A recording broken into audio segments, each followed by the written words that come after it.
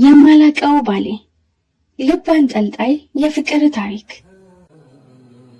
አንዳንዴ ህይወተኛ እንዳሰብነው ሳይሆን እኛ እንድንኖር በተጻፈልን መንገድ ይዛን ትነጉዳለች። እኛ የፈለግነው በጊዜው ለኛነታችን እጅግ ጠቃሚ ነው ብለን ያሰብነው ነገር ሆኖ ሳይለ ህይወት በፈቃዷ ታሳምረውና የራሷን ንድፍ ታወጣለታለች። የዛኔ ደግሞ ወደንም ሆነ ተገደን ህይወት የነደፈችልንን ንድፍ ተከትለን ለመኖር ግንባታችንን እንጀምራለን። የሚገርመው ግን እኛ ካሰብነው በላይ የተሰጠንና እንድንኖርበት የተፈለገው እጅጉን በላጭ ነው። ወደ መኝታ ክፍል የላኳት ልጄ ሲቃ በታነቀ ድምጽ ማማ እያለች ስትጣራ ይሰማኛል። አንዳች ነገር እንደተፈጠረ ስለገባኝ ከመቀመጫዬ እየተነሳው መጣሁ ሁቢ አልኳት። መኝታ ክፍል ስገባ ግን ያልጠበቅኩት ነበር የገጠመኝ። የዛሬ 4 ዓመት በፊት ሁቢን እንዳረገዝኩኝ ለአብዱል ሐፊዝ ማለትም ለሁቢ አባት ስነግረው የሰጠኝ ስጦታ ነበር። ሁቢ የመጀመሪያ ልጅ ናት። አብዱል ሐፊዝ ደግሞ ባሌ። ቅጽል ስሙ የሁቢ አባት ነው። ጓደኞች ናቸው ያወጡለት። ክብ በጠርሙስ ውስጥ የተሰራ ቀለበት ነበር። መሬት ላይ ተሰብሮ አየሁት። ሁቢ ከአልጋው ግርጌ ከተቀመጠው ወንበር ስር መሬት ላይ ተቀምጣ ታለቅሳለች። የ4 ዓመት ቅርሴ መሰበሩ ቢያናደኝም የልጄ ለቅሶ የእናትነት አንጀቴን ስላንሰፈሰፈው ወደ ሁቢ ተጠጋሁና ሁቢ ምን ሆነሽ ነው? በቃ መጀመሪያ ወንበር ላይ ስትወጪ መጠንቀቅ ነበረብሽ። በቃ አሁን አታልቅሺ። ሁለተኛ ግን ቁመትሽ ወደማይደርስበት ቦታ እቃ ለማውረድ እንዳትታገይ አልኳት። ወንበር ላይ ስትወጣ እንደሰበረችው ገብቶኛል። ሁቢ አንጀት በሚበላው የልጅነት አንደበቷ ማማ ሊወድቅ ሲል እኮ ነው ላተርፈው ነበር፣ ግን ከወንበር ወደኩኝ አለችኝ በሚያሳሳ አንደበቷ። በቃ አሁን እናጸዳዋለን አታልቅሽ እሺ ብዬ በእጄ እጇን ስጎትት ማማ አለች ፊቷን እያጨማደደች። ቅድም ከወንበር ወደኩኝ አለችኝ ትዝ አለኝና ሁቢ ቅድም ስትወድቂ የመታሽ ቦታ አለ እንዴ አልኳት እየደነገጥኩኝ። በዛ የሚያሳሳ የልጅነት አፏ አይኔን እያየችኝ ማማ እግሬን መቶኛል እኮ አለች ጠርዙን እያሳየችኝ። ደነገጥኩኝ። ደቂቃ ሳላባክን ሰፈር ወደሚታወቁ የባህል ወጌሻ ጋር ወሰድኳት። ወጌሻዋ በእድሜ ገፋ እንደማለታቸው መጠን አይናቸው ብዙም አያይም። አንዳንዴ ጥበብ ከፈጣሪ ይሰጣል አይደል የሚባለው፣ እሳቸውም ተሰጧቸውን መስል እጃቸው ፍቱን መድኃኒት ነው። የግቢያቸውን በር አልፈን ልትወድቅ ከደረሰችው የጭቃ ክፍላቸው ገባን። እኔም ሁቢን እንዳዘልኳት እሳቸውም ከዘራቸውን ተደግፈው በሩን ሲያማትሩ ተገናኘን። ማን ነው አሉ በደከመና እርጅና በተጫጫነው መንፈስ። የአዛውንቷ ሁኔታ እጅጉን ያሳዝናል። የተጎሳቆለ የፊት ገጽታ፣ ያደፈ ሙሉ ልብስ፣ መልኩን የቀየረ የግድግዳ ቀለም ተቀብቶ ያለቀ የተቆራረሰ የወለል ንጣፍና የተጨማደደ የፊት ገጽታ። እኔ ነኝ ማማ ሰኢዳ፣ እርስዎ ኖት አልኳቸው እየተርበተበትኩኝ። አይ ልጄ እንዲህ ወድቄ ስታይኝ አልመስል አልኩሻ።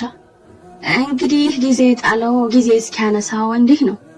አሁን ምን ፈልገሽ መጣሽ አሉ በተቆራረጠና በደከመ ድምጽ ቅላጼ። አይደለም ማማ ከዚህ ቀደም በስም እንጂ በአካል ስለማላቀውት ነው። ልጄ ከወንበር ወድቃብኝ ነው አልኳቸው። አይ ልጄ እኔ እኮ የድሮ አይደለሁም። አይንም አይታይ እጄም እንደ ድሮ ጠንካራ አይደለም። እስቲ ወዲህ አምጫት አሉ ከዘራቸውን ከግድግዳ ጋር እያስደገፉ። ሁቢን ከወገቤ አውርጃት ወደ ማማ ሰኢዳ ቀረብኩኝ። ቅባት ይዘሻል አሉኝ ለማሸት እጃቸውን እያፍታቱ። የያዝኩትን ዋዝሊን ፈጠን ብዬ ሰጧቸውና ሁቢን ማሸት ጀመሩ። ከትንሽ ቆይታ በኋላ ቀኝ እጇን ሲነኳት መጮህ ጀመረች። እማማ ሰኢዳ የምን መልፈስፈስ ነው? ሴት ጠንከር ስትል ነው የምታምረው። ነገ ልጅሽን ምን እያስተማርሻት ነው? ልጆች ወላጆቻቸውን ይመስላሉ ብለው ሁቢን ማሸት ጀመሩ። ብዙም ሳይደክሙ ሁቢን አሽተው ጨረሱና በይ አሉና ወፍራም ነገር አልብሻት ስምሽ ማን ነው አሉ ሁቢን ይዘዋት። ሁቢ ይባላለሁ። ያንቺስ አለች። ሁቢ ድንግጥ አልኩና ሁቢ አንቺ ይባላል እንዴ አልኳት። እና ማማ እንዴ የልጅ እኮ ናት አለች። የሁቢ ንግግር ሁሌም ያሳስበኛል። አፍሬ ዝም አልኩኝ። ሁቢ ጥሩ ስም ነው። ታዲያ እንደ ስምሽ ፍቅር ሁኚ። ከእንግዲህ ወንበር ላይ ስትወጪ ተጠንቀቂ።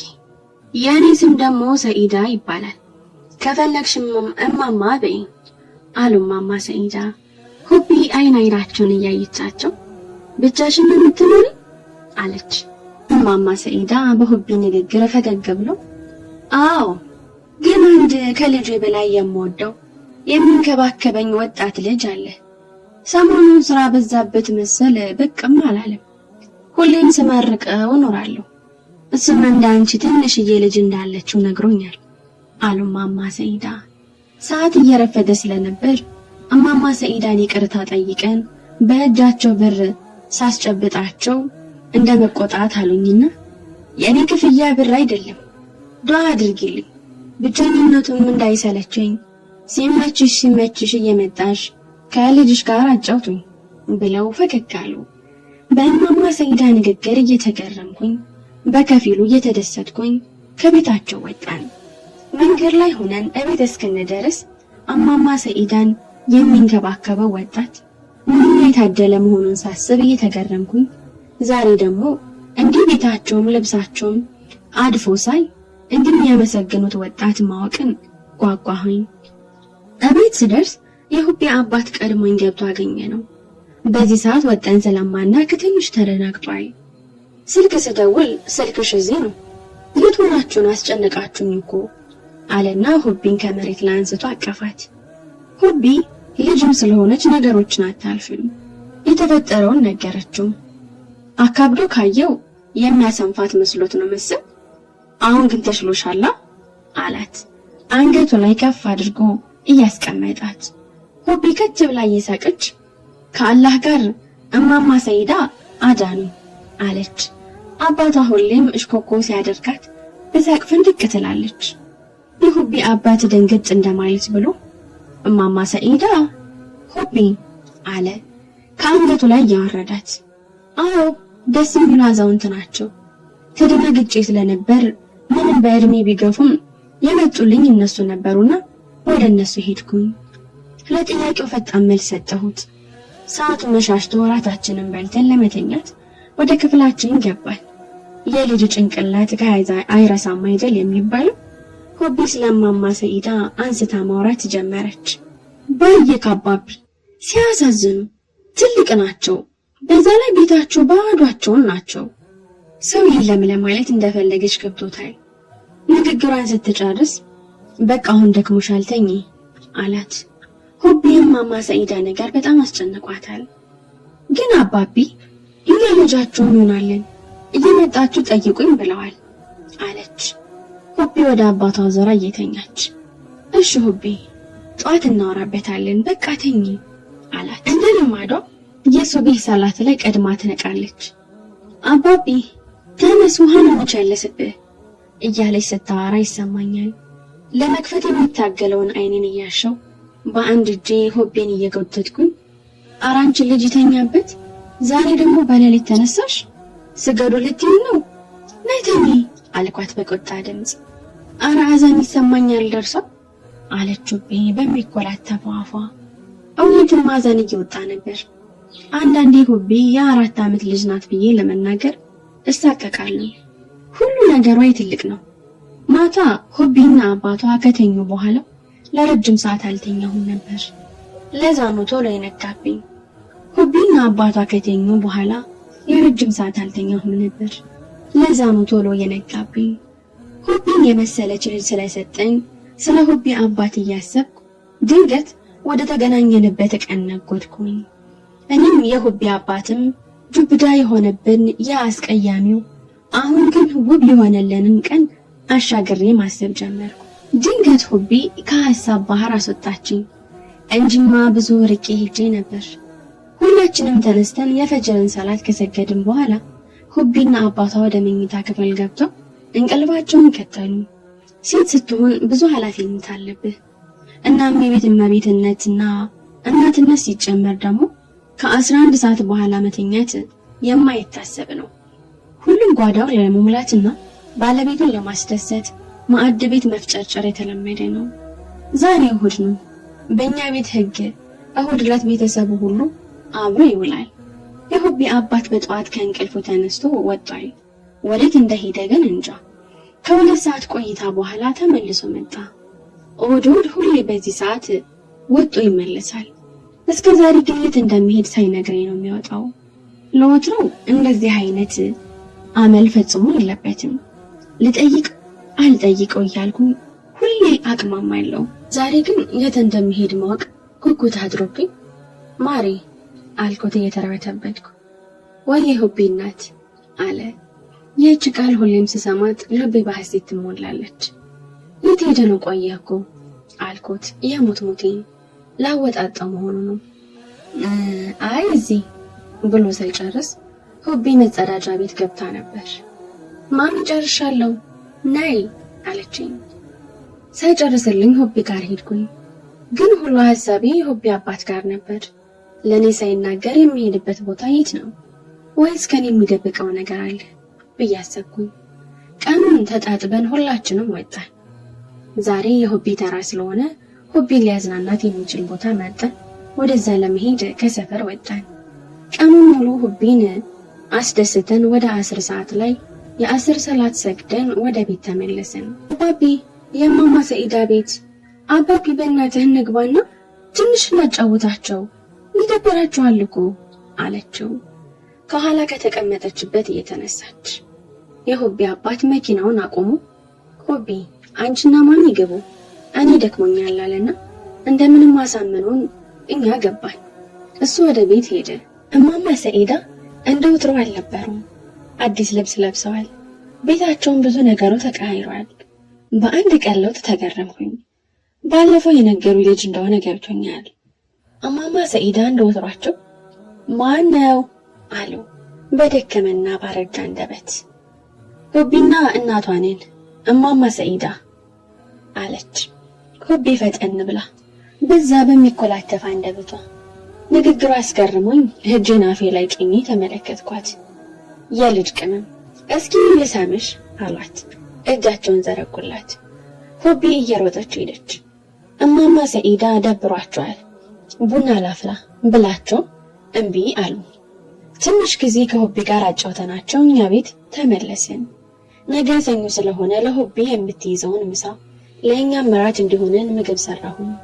ሁላችንም ምሽታችንም እንዳማረ ወደ መኝታ ቤት ገባንና እስከ ንጋት 12 ሰዓት ለሽ ብለን ተኛል። እንደ ድንገት የመኪና ክላክስ ከእንቅልፌ አነቀኝ። ከኛ ቤት አጠገብ ያሉት ተከራዮች ሁሌ ከቤት ሲወጡ በር እንዲከፈት የሚያሰሙት ድምጽ ነበር። ደንግጬ ተነሳው። ሁቢ አጠገቤ የለችም። ግራ ገባኝ። የሁቢ አባት ማለትም ሐፊዝ አጠገቤ ነው። ግራ ተጋባው። ከአልጋው ብድግ ብዬ ሁቢ ብዬ ወደ ሳሎን ሮጥኩኝ። ሁቢ መልስ አልሰጠችኝም። ሁቢ የሳሎኑ ጥግ ላይ ተጣጥፋ ተቀምጣለች። ደነገጥኩኝ። ሁቢ አልኳት። አምርራ ማልቀስ ጀመረች። እንደምንም ለማረጋጋት ሞከርኩና ለምን በጠዋት እንደተነሳችና ለምን እንደምታለቅስ እያግባባው ጠየኳት። ሁቢ መናገር ጀመረች። በእንቅልፌ አንቺና አባቢ ስትጣሉ አየሁ። ትንሽ እንደቆየ አባቢ ሲገፈትርሽ ወድቀሽ ደማሽ። ከዛ ደንግጬ ተነሳው። ማሚ ግን አንቺና አባቢ አትጣሉማ ትወደዳላችሁ አይደል አለች። በዛች አቅምና አንደበቷ የ4 ዓመት ልጅ ጭንቅላት ውስጥ እንደዚህ አይነት ነገር ተቀርጾ ሆድ ያስባሳት ሲያናግራት አይደለም የእናት አንጀት ፈጽሞ ለማያውቃትም ሰው ሆድ ያስበሳል። አልቅሽ አልቅሽ ያሰኛል። እኔም ሁቢ ንግግር ከቁጥጥሬ ውጭ ስለሆነ አቀፊያት ማልቀስ ጀመርኩ። ጠዋቱን የሁቢ አባት ሲነሳ የተፈጠረውን ሁሉ ነገርኩት። እሱም በነገሩ እየተደናገጠ እኔን አረጋጋኝና የሁቢ ትምህርት ቤት ሰዓቷ ስለደረሰ ከአባቷ ጋር ተያይዘው ወጡ። ሰኞ እንደመሆኑ መጠን ቤት ውስጥ ብዙም ስራ ስላልነበረኝ እነሱን ሸኝቼ ተመልሼ ተኛው። ሳላስበው ግን ጭልጥ ያለ እንቅልፍ ወሰደኝ። በሆነ ኮሽታ ከእንቅልፌ ባንኜ ተነሳው። ድመት ነበር። ሰዓቱን ሳየው ቀኑ ተጋምሷል። 8 ሰዓት ሆኗል። የዙር ሰላትን ሰግጄ የቤቱን ስራ መጨራረስ ጀመርኩ። በድንገት ታዲያ ስልኬ ጠራ። አባባ ነበር። እሱ መሆኑን ሳይ አይኔ ላይ እንባ ቀረረ። ብሶት አለኝ። አሁን ላይ የራሴን ቤተሰብ መስርቼ እንጂ ድሮማ ከአባባ አልለይም ነበር። ፈጽሞ ከልጅና ከአባት በላይ ነበር ምንቀራረበው። አሁን ግን በሳምንት ለመደዋወል እጄን የሚይዘኝ ነገር አለ። ስልኩን አንስቼ አባባ አልኩት። አሰላሙ አለይኩም ውዴ አለኝ። በእንባ ተናንቆኝ ምላሽን ለመስጠት ታገልኩኝ። ወአለይኩም ሰላም ወራህመቱላህ አባባ አልኩት የሞቴን። ውዴ ጠፋሽ እኮ አሁን እንደ አንድ ሳምንት ሙሉ ሳትደውይ አስችሎሽ ነው? መምጣቱንስ ታየው አይመቻችልሽም አለኝ። ቅር እንደተሰኘብኝ ድምፁ ያስታውቃል። አባባ እደውላለሁ ብዬ እኮ እየተዘጋጋብኝ ነው። ያው ትረዳኝ አይደል? ግን ደህና ነህ አልኩት በጥያቄው አጭር መልስ ሰጠችው። ሰሞኑን እንደምንዘይራቸው ነገርው ስልኩን በሰላምታ ልውውጥ ዘጋን። ዛሬ የሆቢ አባት በጊዜ ስራ እንደሚጨርስ ነግሮኝ ልክ 11 ሰዓት ሲል የሆቢ አባት ደወለ። በር ክፈቺ መሆኑ ስለገባኝ በር ለመክፈት ወጣው። እንደገመትኩትም የሆቢ አባትና ሆቢ በር ላይ ነበሩ። ዛሬ ግን እንደወትሮ በመኪና አልመጡም። ግራ ገብቶኝ በቅንድቤ ምን እንደተፈጠረ ጠየቅኩት። ማሪ ደክሞናል፣ እቤት እንድንገባ ፍቀጅልን፣ በኋላ እናወራለን ብሎኝ ወደ ቤት ተያይዘው ገቡ። ገብተው እንደ ሁልጊዜው የሆቢ አባትና ሆቢ ወደ ክፍላቸው ገብተው ሆቢም ዩኒፎርሟን አባቷም የሥራ ልብሱን ቀያይረው ወደ መጸዳጃ ቤት ገቡ። ብዙም ሳይቆዩ ተጣጥበው ወደ ሳሎን ገብተው ተቀመጡ። አንዳንዴ ልጄንና አባቷን ሳይ እነሱ ለኔ ከአምላክ የተሰጡኝ ልዩ ስጦታዬ እንደሆነ ይሰማኛል። መከባበሩ፣ መተዛዘኑ፣ መተሳሰብ ሁሉም በእኛ ቤት ህግ ውስጥ አለ። በስራ መተጋገዙ ሳይቀር ይሄ የኔ ይሄ ያንቺ የሚባል ስራ የለም። ቤት የዋሉ ጊዜ ተነስተው ሲያግዙኝ ነው የሚውሉት። ብቻ ሁሉም ሴቶች እንደ ሐፊዝ አይነት ባል ቢኖራቸው ፍቺ የሚባል ነገር ባልኖረ ነበር። ሁሉም እናቶች እንደ ሆቢ አይነት ልጅ ቢኖራቸው ዓለም በሙሉ ሰላም በወረደ ነበር። አሁንም ቢሆን ቤተሰቤን እያጋነንኩ ሳይሆን ልጄንና ባሌን ለማንም ተምሳሌትነታቸው እንደዚህ አይነት ቤተሰብ ስላለኝም አምላኬን ሁሌ እንዳመሰግንኩት ነው። እኛ ቤት ውስጥ ትንሿ ሆቢ ሳትቀር የራሷ የሆነ የሥራ ድርሻ አላት። ልብሷ በታጠበ ቁጥር የራሷን ልብስ አጣጥፋ ከማስተካከል አንስቶ የግል ንጽህናዋን እስከ መጠበቅ ይደርሳል። በቃ ይሄ ሁሉ የሷ ድርሻ ነው። መቼም የ4 ዓመት ልጅ እንዴት እንደዚህ ትሰራለች የሚል አይጠፋም። ልጃችንን ገና ከጧቱ እንደሚመሽ ካልነገርናቸው ምሽቱን ሲያዩ ይደናገራሉ። ገና ከልጅነት በራስ መተማመን ካላስተማርናቸው አድገው ሊያመጡት አይችሉም። ብቻ ሁሌም ቤታችን ውስጥ የማይጠፋ ብርሃን፣ የማይደፈርስ ሰላም አለ። እንዲህ እያለ ቀናቶች ይነግዱ ጀመር። የነሆቢ ትምህርትም አንደኛው መንፈቅ አልቆ እረፍት ናቸው። የሆቢ አባትም የዓመት እረፍት ወስዶ እቤት ነው። ዛሬ ገና ከጠዋቱ ሁሉም ነቃ ብሏል። ቁርስ እንደበላን ሆቢና አባቷ የተመገብንበትን ዕቃ ማነሳሳት ጀመሩ። እኔም ወደ መኝታ ክፍላችን ገብቼ ማጸዳዳት ጀመርኩ። ሆቢና አባቷ ሲጫጫሁ ይሰማኛል። ሆቢ ከት ብላ ትስቃለች። አባቷ ከአንቺ ተንኮለኛ ሲላት ይሰማኛል። ድምጻቸው እየቀረበ መጣ። ሆቢ ወደ መኝታ ቤቷ እየሮጠች መጣች። ሐፊዝም ተከትሏት ገባ። ማማሊ ዘይኑ ብላ ስሬ ተሸጎጠች። ምንድነው ሆቢ አልኳት። ነገረ ስራቸው እያሳቀኝ ውሃ ትረጭኛለሽ ምን ይሻሉ አንቺ አይጥ ብሎ አስሬ ተደበቀችውን ሆቢ ጎትቶ ወሰዳትና እየተሳሳቁ ከመኝታ ክፍል ወጡ። እኔም እየተገረምኩኝ ላነጥፍ የበታተንኩትን አልጋ ትቼ አልጋው ጠርዝ ላይ ተቀምጬ በሐሳብ ነጎድኩኝ። እንዴት ያስደስታል! አንድ ቀን ጭቅጭቅ የሌለበት ቤተሰብ፣ ሁሌ ሳቅ፣ ሁሌ ደስታ፣ ሁሌ መተዛዘን፣ በቃ ደስ ይላል። ፈገግ አልኩኝና አልሐምዱሊላህ ብዬ ጌታዬን አመሰገንኩ። ነገ ከከተማ እንወጣለን። ይሄ ጉዞ በአሁኑ 4ኛዬ ነው። ለሁቤም እንደዛው። ድንገት ወደ መጀመሪያው የከተማ ውጪ ጉዞ አሰብኩና ፈገግ አልኩኝ። የዛኔ ሁቤን ማርገዜን ያመንኩበት ጉዞ ነበር።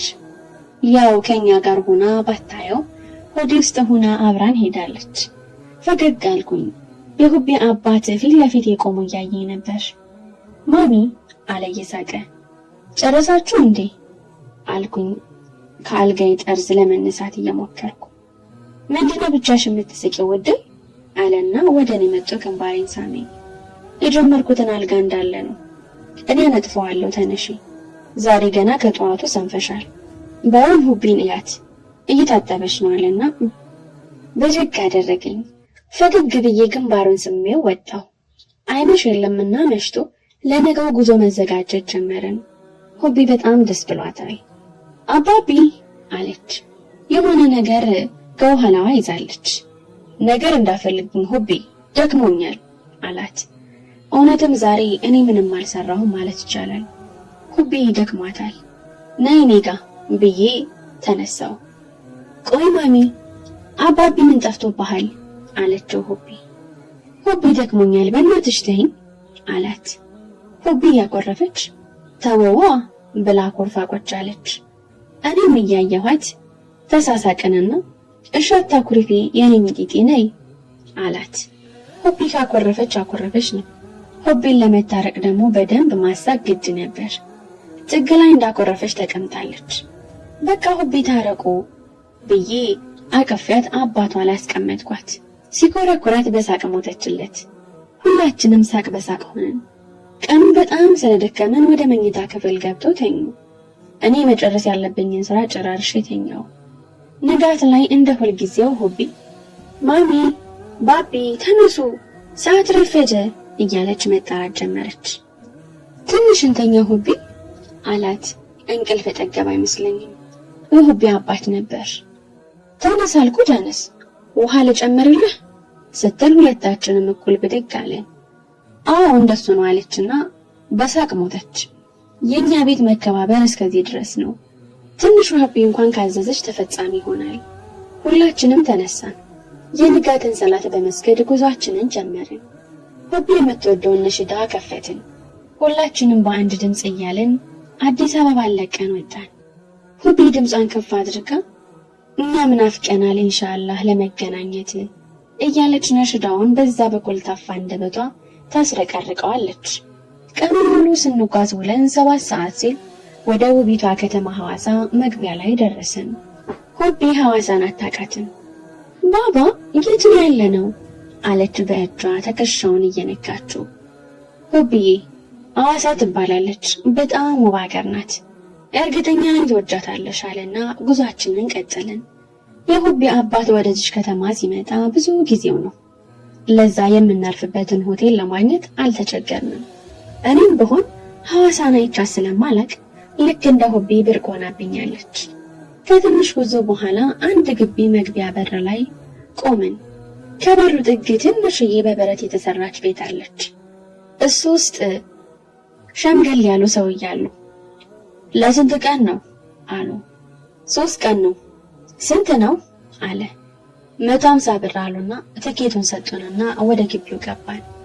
ገና ከግቢው መግቢያ ጀምሮ መሬቱ አረንጓዴና የሚያምሩ እጽዋቶች አሉበት። በቃ ግቢው ደስ ይላል። በአላህ ማሚ ውጭ ሀገር ነው እንዴ ያለ ነው እንዴ ያፈዛል እኮ አለች። እኔም አባቷም ተያይተን ሳቅን። መኪናውን እንድናቆም ከተጠቆምንበት ቦታ ላይ አቆመን። ሻንጣችንን እየጎተትን ወደ ግቢው ፎቅ አመራን። ወደ ፎቁ የሚያስወጣውን አነስተኛ ደረጃ ተራምደን እንደጨረስን የሆቴሉን አስተናጋጅ በር ላይ አገኘነው። ሰላም ወንድም፣ ክፍል ለመያዝ ነበር ትተባበረ አለው ፈጠን ብሎ የሁቤ አባት። ከዓመት በፊት ስለመጣ ግቢው ተቃይሮበታል።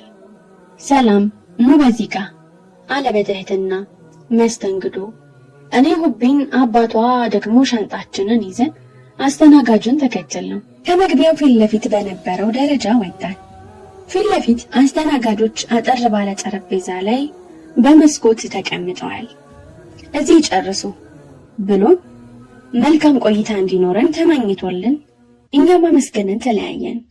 ወዲያው ወደ አንደኛው መስኮት ጠጋ ብለን ይቅርታ ክፍል ፈልገን ነበር አለ በትህትና አነጋገር የሁቤ አባት። እዚህም ስለሆነ ሳይሆን የትም ቦታ ሰዎችን ሲያናግር እንደዚህ ነው። ሰውን በትህትና ከቀረብከው ገዳይህም ቢሆን መግደሉን ያቆማል ይላል። ለጊዜው ያለን ቦታ ባለ 1 መኝታ ብቻ ነው አለች። እሷን በምላሹ በትህትና እያየችን እሺ ይሁን አይደል አለኝ ወደኔ እየዞረ። በአዎንታ አንገቴን ነቀነኩለት።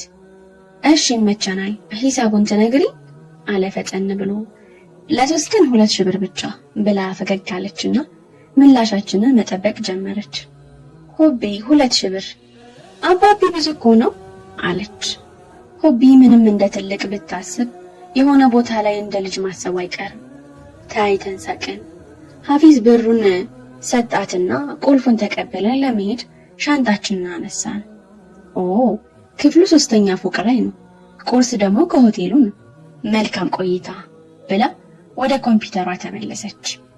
ክፍላችን እንደገባን ገላችንን ታጥበን የዙሁርን ሰላት ሰግደን ጉዞ ስላደከመን እረፍት ወስደን ከመተኛታችን በፊት የንቃት ደውል ስለሞላ 10 ሰዓት ላይ ስልኬ ጮኸ። ሁላችንም ድካማችን ስለቀለለን ተነስተን የአስሩን ሰላት ሰግደን ጌታችንን አመስግነን የምንከጅለውን ፍላጎታችንን ጠይቀን የክፍሉን በር ቆልፈን ወጣን።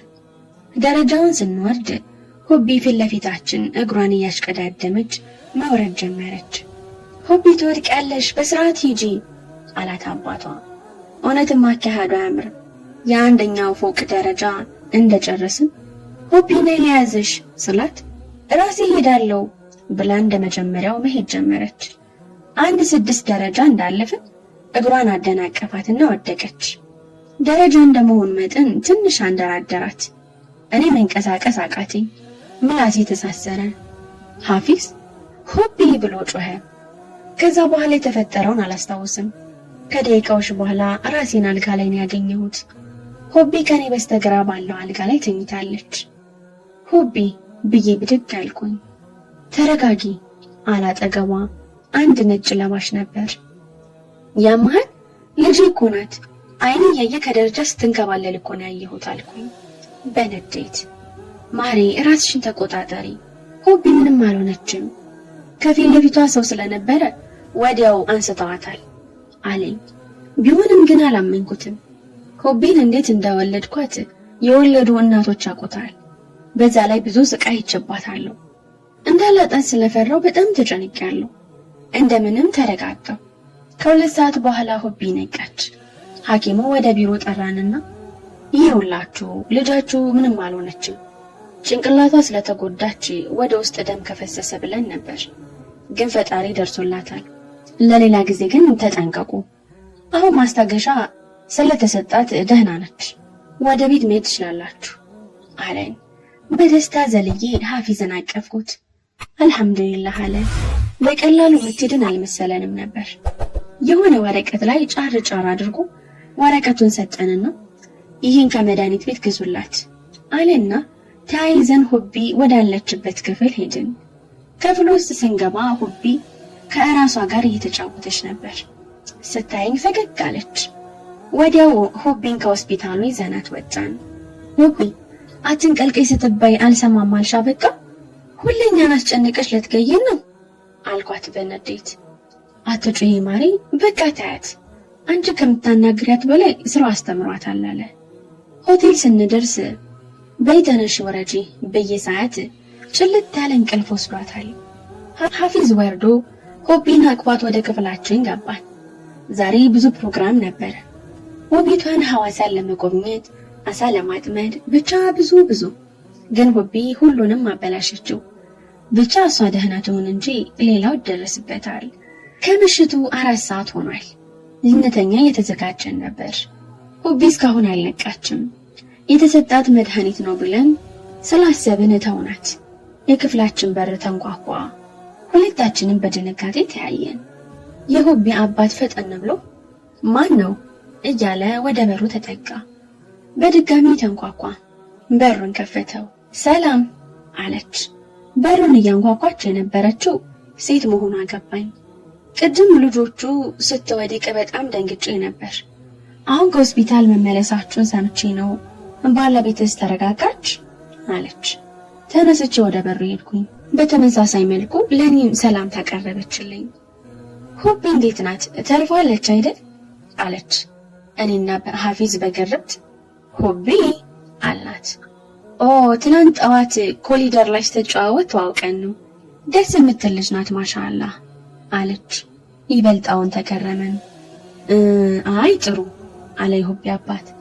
በቃ ሰዓት ረፍዷል አልበጥበጣችሁ ደህና ደሩ ብላ እንደመሄድ ብላ መለስ አለች። ኦ ለካ አልተዋወቅንም ኒአም እባላለሁ አለችኝና እጇን ዘረጋችልኝ። ጨበጥኳትና በምላሹ እኔም ስሜን ነገርኳት። ሐፊዝን አየችው። አንተ አትጨብጥም መሰለኝ ባልሳሳት ሐፊዝ ነው ስምህ? ሁቢ አባቷን ስም ስለነገረችኝ ነው። በሉ ደህና ደሩ ብላ ሄደች። ኒአም የሆነ ደስ የሚል ነገር አላት። ግን እውነት ለመናገር አለባበሷ ሆነ አነጋገሯ ፍጹም ከእስልምና የወጣ ነው። ማለቴ ሙስሊም ነች ብሎ ለመገመት አስቸጋሪ ነበር። ወደ ቤት እንደገባን ግን ሙስሊም ናት ሲገርም አለ የሁቢ አባት። ተውደ አይባልም አላህ ራሱ ይመልሳት ነው የሚባለው። ግን የሆነ ደስ የሚል ነገር አላት አልኩት። አረ በይተይ ሰዓቱ ረፍዷል እንተኛ። ነገ ሁቢ ከተሻላት አሳለና ጥምድ እንሄዳለን አለ ከሁቢ አጠገብ ብርድ ልብስ ውስጥ እየገባ። አይነጋ የለምና ዛሬም ነግቶ በጌታችን ፍቃድ ነቅተናል። የሆቴሉ አስተናጋጆች እንደ ሁልጊዜው በሩን አንኳኩ። የቁርስ ሰዓት እንደደረሰ ስለገባን የሁቢ አባት በር ከፍቶ የዕለቱን ቁርስ ተቀብሎ ወደ ውስጥ ገባ። ብዙም ሳይቆዩ በሩ ተንኳኳ። አስተናጋጁ የሆነ የረሳው ነገር እንዳለ ገመተንና በተራይ እኔ በር ለመክፈት ወደ በሩ ተጠጋው። ሁቢ ከስሬ ሾልካ በሩን ከፈተችው። ኦ ሁቢ ደህና አደርሽ የኔ ቆንጆ ብላ ግንባሯን ሳመቻት። ኒአም ነበረች። ኒአም እህቴ ደህና ነኝ። ትላንት ደግሞ ስወድቅ ከፊት ለፊት የሆነች ባታተርፊኝ ሞቼ ነበር። አመሰግናለሁ አለች። እኔና ሐፊዝ በግርምት ተያየን። ምንም አይደል ከአላህ ጋር ነው ያተረፍኩሽ። አሁን ግን ተሽሎሻል አለቻት ፀጉሯን እየደባበሰች። ደህና ነኝ ነይ ግቢ እና ባቢ ላስተዋውቅሽ አለች ሁቢ። ትላንት እኮ ተዋወቅን ልጠይቅሽ ስመጣ ተኝተሽ ነበር አለቻት። ማታ እንደመጣች ስላልነገርኳት ሁቢ በሩን ከፈት አድርጋ እያየችኝ ኒያም ደህና አደርሽ አልኳት። አልሐምዱሊላህ ሁቢ ዛሬ ደህና ትመስላለች። እኔውን የመጣሁት በኋላ ወደ አሳ ማጥመጃው እንሄዳለን። መምጣት ከፈለጋችሁ አንድ ላይ መሄድ እንችላለን አለች። ሁቢም እኔ ማሚ ከፈቀዱ ደስ ይለኛል ስትል በእጄ ነካ አደረኳት። አይ ዛሬ ሌላ ፕሮግራም አለኝ አልኳት። በተፈጥሮዬ ከሰው ጋር ቶሎ አልግባባም። እንደ ድንገት የኔ ማር ከሾር ስወጣ የለሽም ምን ነው በሰላም ነው አለ አንድ መልካም ወጣት። አይ የኔ ፍቅር ሁቢ ልጠይቃት ነው አለችው። ኦ ሁቢ ማለት እሷ ናት?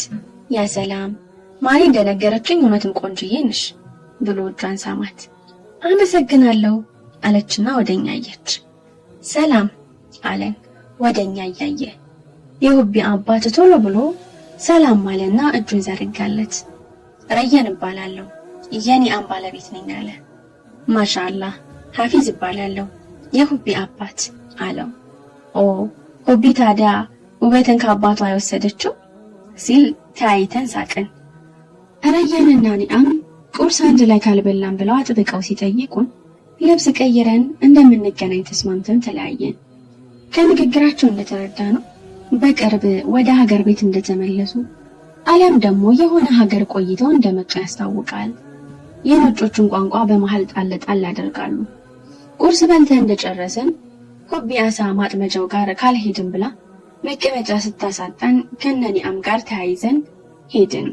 ቀኑ ሙሉ አብረውን ውለው አመሻሽ ላይ ወደ ሆቴሉ ገባን። የሁቢ አባት ቀኑ ሙሉ ራሴን አመመኝ እያለ ስለነበር ከረያን ጋር እዛው ሆቴል ውስጥ ሻይ ቡና ሊሉ ፈለጉ። ወደ ኋላ ሲቀሩ ሐሳባቸው ስለገባኝ በቃ እናንተ ተጫወቱ እኛ እንሄድ እኛ ክፍል እንጠብቃችኋለን ብያቸው ከኒአም ጋር እኛ ክፍል ገባንና መጫወት ጀመርን። በቅርብ ነው ከእንግሊዝ ጠቅልለን ለመኖር የመጣ ነው አለችኝ ኒአም ሳልጠይቃት። ቅድም ያሰብኩት ነገር ልክ ነበር ማለት ነው አልኩኝ በውስጤ። ኒአም የሆነ ሐሳቧን እንድጋራት እንደፈለገች ገባኝ። ምን ነው በሰላም አልኳት። ይበልጥ ስለሷ ለማወቅ ጓጉቼ። የዛሬ 7 ዓመት ነው በስኮላር ከሀገር የወጣሁት። እኔ በወጣው በ3 ዓመት እናትና አባቴ በመኪና አደጋ ህይወታቸው ያለፈው። አንድ ወንድም ነበረኝ። ከመጣው በኋላ ባፈላልገውም አጣሁት። ከ7 ዓመት በኋላ ስመለስ ሰፈሩም ሀገሩም እንደማላውቀው ሆነብኝ። ዘመዶቼ ደግሞ እዚህ ከተማ ነበር የሚኖሩት። ከሳምንት በፊት ነው እነሱን ለማፈላለግ እዚህ የመጣሁት።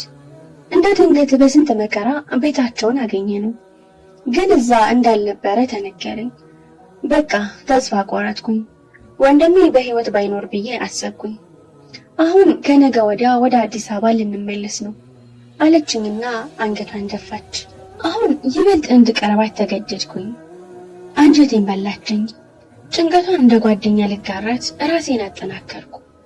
አብሽሪ አላህ ያውቃል ዱዓ አድርጊ አልኳት። ሌላ መጽናኛ ቃል አልነበረኝም። የዛኔ አቋርጬ ልመጣ ብል እንኳን አልቻልኩም ነበር። በቃ ሁሉም ነገር ተዘበራረቀብኝ።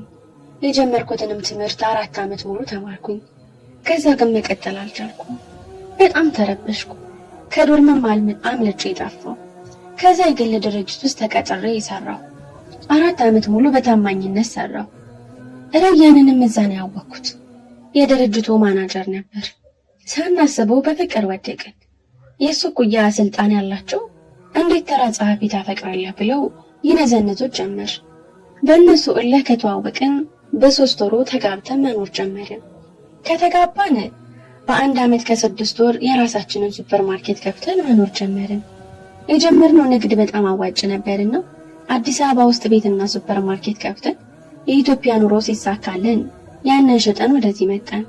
አልহামዱሊላህ አሁን አሪፍ ኑሮ አለን አለች ፈገግ ብላ። አብሽሪ አላህ ያውቃል አልኳትና ከተቀመጥኩበት ተነስቼ አቀፍኳት። ተቃቅፈን እውነተኛ የእስላማዊ እህትማማችነት ውስጣችን እንዳደረ ተሰማኝ። ሁለታችንም ተሳሳቅን። ወደ ነበርኩበት ተቀመጥኩኝ። እሺ አንቺና ሐፊዝስ አለች። የኛን ለመስማት እንደጓጓት ታስታውቃል። እኛ አልኳት። ምን ነው መናገር የሚደብርሽ ከሆነ ችግር የለውም ተይው አትጨነቂ አለችኝ። አይ እንደዛ አይደለም ታሪኩ በጣም ረጅም ነው አልኳት። ቢሆንም ብሰማው ደስ ይለኝ ነበር። አንዳንድ ትዳር ያማረም የሚገርም ችግር አያጣውም። እኔና አንቺ ደግሞ አሁን ጓደኛሞች ሆነናል አይደል አለችኝ። አዎ ኒአም አልኳት ፈገግ እያልኩ። የኮሌጅ ተማሪ ነበርኩ። አባቴ የታወቀ ዳኢና ኡስታዝ ነበር። ከልጅነታችን ጀምሮ እኔም እህቶቼ በጥብቅ ቁጥጥር ነው ያደግነው። ከአባቴ ጋር ሁሌ ጭቅጭቅ ነበር፣ ጅልባብ ልበሺ በሚል። ለምን አለችኝ በመሃል። ሐቁን አልወጣም ብዬ ፈራሁ። ከዛ አንድ ቀን ታክሲ አጥቼ ሰዓት በጣም ረፈደብኝ። እንደ ድንገት አንድ መኪና አጠገቤ አቆመ።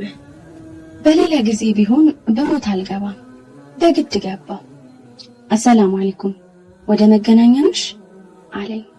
ቀና ብዬ ሳለው ወአለይኩም ሰላም አው አልኩትና የመኪናው በር ዘግቼ ጉዞ ጀመርን።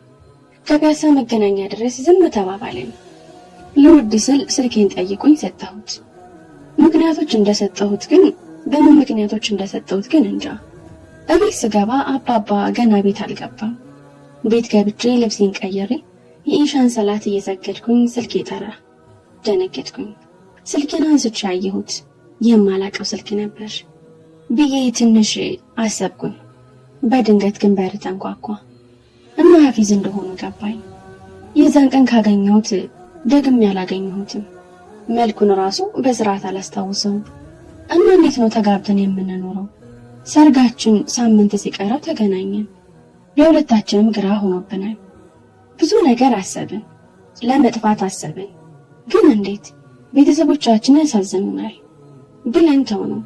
በጊዜው እኔም ሐፊዝም የራሳችን ህይወት ነበር። በተለይ ሐፊዝ ከ3 ወር በኋላ ሊያገባት ያሰባት ልጅ ነበረች። ብቻ ለሁለታችንም ዱብዳ ነው። ጓደኞቼ እንዳላገባው ነገሩኝ። ግን እንዴት አድርጌ ልቋቋመው? በቃ የመጣ ይምጣልኩኝና አባባን ላለማስከፋት ሐፊዝን አገባሁት። የማላቀው ባሌን አግብቼ በአንድ ጣሪያ ስር መኖር ጀመርን። 2 ወር እስኪሞላን ድረስ አንድ ላይ ተኝተንም ሆነ በፍቅር አውርተን አናውቅም። ማለት 2 ወር እስኪሞላችሁ ድረስ ቢክራ ነበርሽ አለች ነኢማ ተገርማ። አዎ፣ ከዛ ግን ከወራት በኋላ መግባባት ጀመርን። በተጋባን በጥቂት ወራት መግባባት ጀመርን። ሐፊዝ በእኔ ፍቅር ወደቀ፣ እኔም አፈቀርኩት። ፍቅራችን ከትዳር በኋላ ተጀመረ። እኔና ሐፊዝ በገጠመኝ የተግባባነው። የማላቀው ባሌን አግብቼው አሁን ላይ የፍቅር ቤተሰብ አለኝ። አልሐምዱሊላህ ብዬ ንግግሬን ዘጋው። በአላህ ሲገርም ግን መጀመሪያ ቢያስጠላ መጨረሻው በሁቢ ደምቋል። ከነትዩ እና ሐፊዝ ተቀምጠው ነበር። ምንድነው መተቃቀፍ አለ ረያን። ቀና እንዴ ምንኛ ናሳያለች ኒአም። ሁላችንም ተሳሳቅን። ቀኑን ሙሉ አሪፍ ውሎ ውለን የምንገዛውን ዕቃ ገዝተን ረያንና ሐፊዝ እኛን ሆቴል አድርሰው እነሱ ሐዋሳ ሲመጣ እነ ረያን የተከራዩበት መኪና ሊመልሱ ወጡ። በዚያ 3 ቀን ደስ የሚል ነገር አሳለፍን። ጥሩ ጓደኛም አፈራን። እነ ኒአም አሪፍ ሰው ናቸው አልሐምዱሊላህ።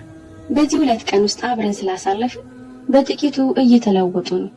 ብዙም ሳይቆዩ እነ ሐፊዝ መጡ። ነገ ጧት ለጉዞ እንዘጋጅ ተነጋግረን ተሰነባበትን። አንዳንድ ህይወት ባላሰብነው መንገድ አዳዲስ ሰዎችን ወደ ህይወት ይዛ ትመጣለች። እነዛ ሰዎች ለአንተ ጠቃሚም ጎጂም ሊሆኑ ይችላሉ።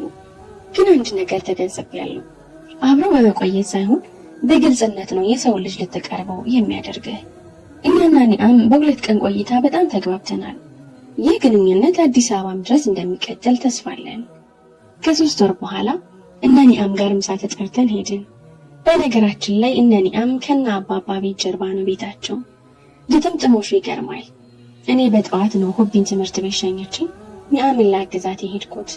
ምሳ ላይ ሐፊዝና ከሐፊዝ ጋር የሚሰራው የቅርብ ጓደኛው ሰይድ ረያን ሆነው መጡ። ሰይድ ማለት በእድሜ ከና ሐፊዝ በጣም ያንሳል። ገና በለጋነቱ ነው እነ ሐፊዝ ቤት መኖር የጀመረው። ማለትም ቤተሰቦች ስለሌሉት የሐፊዝ አባት አስጠግተውት ነው። በግምት እድሜው 20 ይሆናል። ሐፊዝ ካገባ ወዲህ አንድ ላይ መስራት ጀመሩ። ሰይድ አንድ ቀን ስለ ቤተሰቡ ሲያወራ ሰምቼ አላውቅም። ምሳ ከበላን በኋላ አንድ ነገር ሊያማክረኝ እንደሆነ ነግሮ ሁላችንም በጉጉት እየጠበቅን ነው። እኔ ቤተሰብ የለኝም እና የሐፊዝ አባት ነው ከ16 ዓመት ጀምሮ ያሳደጉኝ እና ማግባት ፈልጋለሁ። ግን ጋሸን እንዴት ደፍሬ እንደምጠይቀው አላውቅም እና እናንተ ብትተባበሩኝና አለና እነ ሐፊዝንና ረያንን ቀና ብሎ ተማጸናቸው። አብሽርኝ ያለንልህ ግን ሰያ ካላስቀየምኩ ቤተሰብህ አለ ረያን። ቤተሰቤ ከ4 ዓመት በፊት በመኪና አደጋ ሞተዋል። አንድ እህት ነበረችኝ ግን የት እንዳለች አላውቅም ሲል ኒአም ከተቀመጠችበት ተነሳች። እኛም ግራ ተጋብተን ማለት አብራችሁ አትኖሩም ነበር አለ ሐፊዝ። በስኮላር ውጤት አምጥታ ውጭ እንደሄደች የተነገረኝ። ከአያቴ ጋር ስላደገች ብዙም አንተዋወቅም ብሎ አቀረቀረ። ኒአም ፌንት ነቀለች። ተደናግጠን እሷን ሆስፒታል ወሰድን። ከተረጋጋሽ በኋላ አቤት አመጣናት። ሰኢድ ይበልጥ ለኔ ግልጽ ስለሆነ ስለ ሁኔታው ጠየቅኩት። ኒአም ከነገረችኝ ነገር ጋር 90% ይመሳሰላል። መታወቂያውን አየሁት። የኒአምንን ፈልጌ አስተያየሁት። እኔ ራሴ ማመን አቃተኝ። ሰኢድ የኒአም ወንድም ነው። ኒአም ከህመሟ ስትነቃ ሰኢድ ወንድሟ እንደሆነ ተነገራት። መጀመሪያውም አውቃ ስለነበር ሰኢድ ላይ ተጠምጥማ ማልቀስ ጀመረች። ተላቀሱ፣ እኛም ተላቀስን። የደስታ እንባ። አሁን እኛና እነ ኒአም የየቲሞች መርጃ ድርጅትን ከፍተን ሰኢድ እያስተዳደረ ነው። ታሪኩ እዚህ ላይ ተፈጸመ። ታሪኩን ከወደዳችሁት ላይክ፣ ሼር እና ሰብስክራይብ ማድረግ እንዳትረሱ። ስለምትከታተሉ ከልብ አድርገን እናመሰግናለን።